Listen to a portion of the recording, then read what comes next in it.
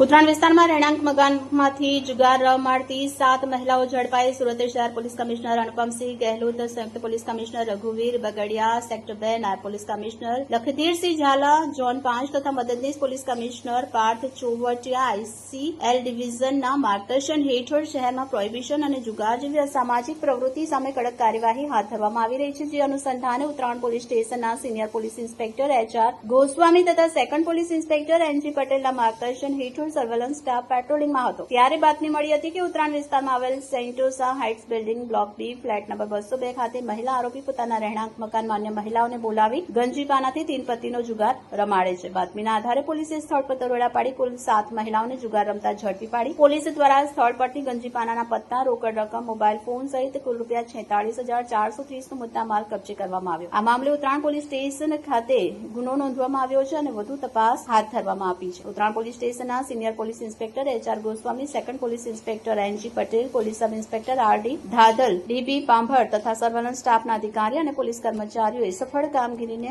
અંજામ આપ્યો.